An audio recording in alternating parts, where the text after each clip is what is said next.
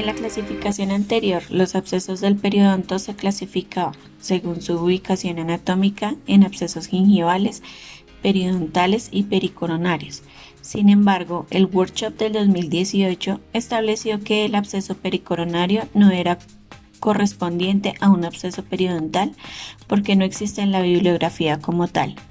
El criterio de localización que establecía la clasificación de los abscesos según el tejido que afectara no era clara su distinción entre un absceso gingival y uno periodontal. Esta clasificación no establece el riesgo de destrucción periodontal que orienta en relación al pronóstico de la zona afectada.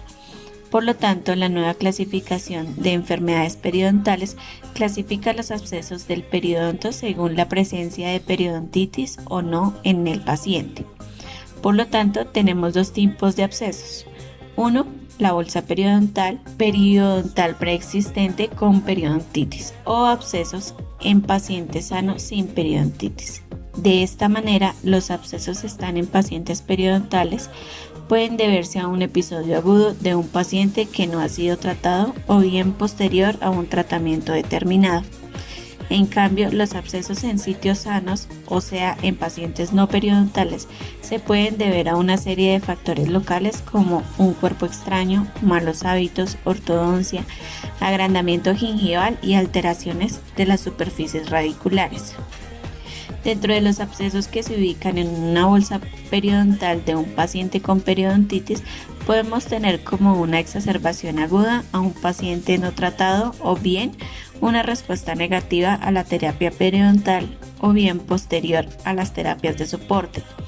En cambio, también se pueden presentar abscesos después del tratamiento, como por ejemplo después de un detartraje o una cirugía o después de una medicación de un antibiótico. Es muy frecuente encontrar abscesos del periodonto en un paciente que se formula antibiótico, pero que no se le realiza una fase higiénica. Por lo tanto, debe haber una mejora en la microflora cercana al margen gingival que desinflama, pero toda la microflora queda dentro y se genera un absceso. Lo mismo pasa cuando se realiza un detartraje supragingival, sin pulido o sin raspaje radicular y queda toda la contaminación subgingival en donde se aumenta la anaerobiosis y se crea el absceso. En cambio, los abscesos que ocurren en los pacientes sanos sin periodontitis son por factores locales, impactación de alimentos o elementos de higiene y hábitos dañinos, factores de ortodoncia, agrandamiento gingival o alteraciones en la superficie radicular como fracturas o iatrogenias, entre otras. Entonces tenemos un caso clínico en donde es un paciente de 48 años que consulta por presentar inflamación en la encía y sangrado, en donde requiere tratamiento periodontal, pérdida de inserción, bolsa de 4 milímetros y entre el 46 y 47 una bolsa mayor a 8 milímetros y material purulento. Según la nueva clasificación, este sería un absceso periodontal en un paciente periodontal por las condiciones descritas anteriormente. En cuanto a lesiones endoperio, entonces la clasificación del año 1999 indicaba que eran aquellas lesiones combinadas donde no había una contaminación bacteriana del periodonto y endodonto al mismo tiempo. Esta contaminación microbiana se podía deber a traumatismo, iatrogenias o bien a infecciones endodónticas o periodontales. Las clasificaciones un poco más antiguas indicaban que se debía considerar el origen de las infecciones, como por ejemplo lesiones primarias endodónticas y secundarias periodontales o viceversa, o lesiones combinadas o verdaderas. La clasificación actual del año 2018 indica como punto clave la presencia de daño radicular. Ya no importa el origen de la lesión, lo que señala y clasifica a las lesiones endoperidontales en la nueva clasificación es la presencia o ausencia de daño radicular. De esta manera, tenemos lesiones endoperidontales con daño radicular que se puede deber a una fractura, a una perforación o a una reabsorción radicular externa. Tenemos lesiones endoperidontales sin daño radicular y estas lesiones endoperidontales sin daño radicular se subdividen en pacientes con periodontitis y sin periodontitis.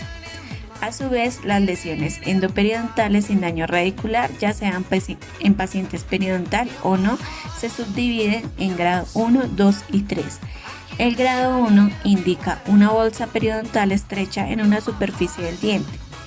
El grado 2, una amplia bolsa periodontal profunda en una superficie del diente. Y grado 3, bolsas periodontales profundas de más de una superficie del diente.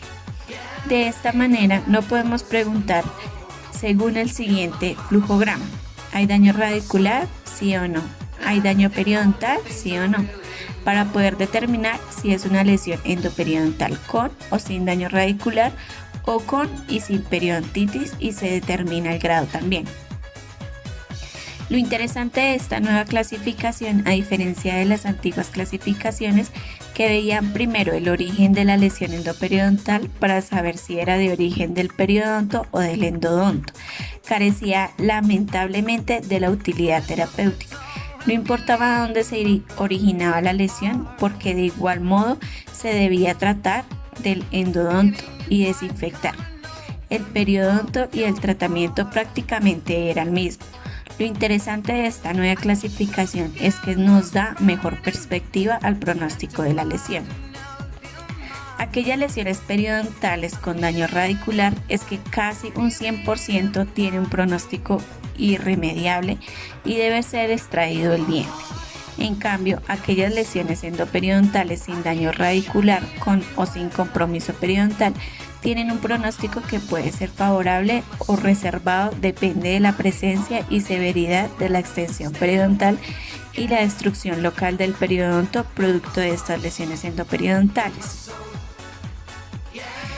El caso clínico es un paciente con bolsa periodontal mayor a 8 milímetros, tiene test de sensibilidad negativa, por lo tanto se sospecha de una lesión endoperiodontal. A la exposición quirúrgica se evidencia que no hay daño radicular, por lo tanto se descarta el anterior diagnóstico y da a una lesión endoperiodontal sin daño radicular con periodontitis grado 3. En el tratamiento se realizó la endodoncia y el tratamiento de periodoncia con una regeneración, y el control al año muestra una cicatrización de los tejidos. El caso 2 presenta que un paciente que consulta por una fístula en el premolar. En el examen radiográfico se observa una lesión periapical y realizan fistulografía, se observa una bolsa periodontal. No está la imagen clínica de la exposición quirúrgica, donde se evidencia una fractura vertical en la pared vestibular. El diagnóstico de lesiones endoperiodontal con daño radicular, y el tratamiento es la exodoncia y rehabilitación posterior con implante. En el caso 3 vemos un diente 32 con presencia de fístula y material purulento con signos clínicos evidentes de malos hábitos de higiene oral. En el sondaje se evidencia bolsas periodontales generalizadas con base a la nueva clasificación, pues se diagnostica una lesión endoperiodontal sin daño radicular con enfermedad periodontal grado 3.